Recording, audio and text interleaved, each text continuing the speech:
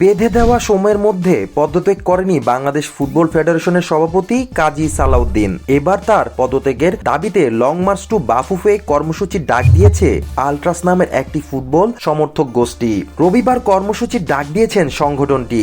Long March সফল করতে সর্বস্তরের মানুষকে কর্মসূচিতে যোগ দেওয়ার আহ্বান জানিয়েছেন তারা।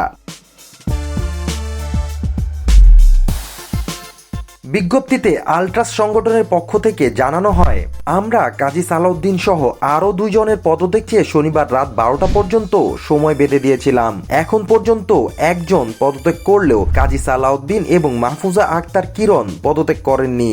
আমাদের বেঁধে দেওয়া সময়ের মধ্যে তারা যদি পদত্যাগ না করে আগামীকাল অর্থাৎ রোববার আমরা লং মার্চ টু বাফুফের ডাক দিচ্ছি।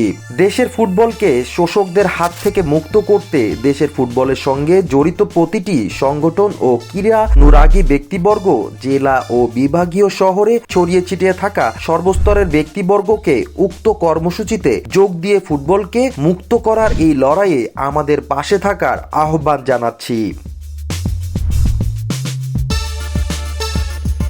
সংগঠনটি আরও জানায়, আসুন আমরা সব পরিচয়কে একপাশে রেখে দেশের ফুটবলকে মুক্ত করতে ঐক্যবদ্ধ হই। আমাদের এই কর্মসূচিকে সফল করতে প্রতিটি সংগঠন থেকে একজন করে সমন্বয়ক চাচ্ছি। প্রতিটি জেলা এবং বিভাগীয় শহর থেকে একজন করে সহ সমন্বয়ক চাচ্ছি। প্রতিটি স্কুল, কলেজ এবং বিশ্ববিদ্যালয় থেকে একজন করে সহ সমন্বয়ক চাচ্ছি। আমাদের আন্দোলনের সাথে যারা একাত্মতা পোষণ করবে সে সকল সংগঠন থেকে একজন সমন্বয়কের নাম জমা দেওয়ার আহ্বান জানাচ্ছি।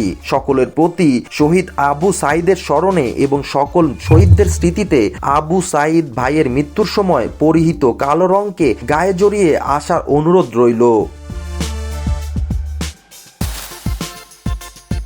এর আগে গত সোমবার আলট্রাসের পক্ষ থেকে বাফুফের সভাপতিকে পদত্যাগের জন্য 24 ঘন্টার আলটিমেটাম দেওয়া হয়। তবে মঙ্গলবার সংগঠনের সদস্যরা বাফুফে ভবনে গেলেও এক কর্মকর্তার অনুরোধে কার্যক্রম বন্ধ করে ফিরে যায়। তবে এদিন একটি গণমাধ্যমে কাজী সালাউদ্দিন বলেন, আলট্রাসকে আমি তো ওদের চিনিও না, ফুটবলে ওদের কি অবদান আছে। প্রতিবেদনটি প্রকাশ করার পরই গণমাধ্যমে কাজী সালাউদ্দিনের করা মন্তব্যের আলট্রাসের পক্ষ থেকে আসে তীব্র প্রতিক্রিয়া ও আলটিমেটাম।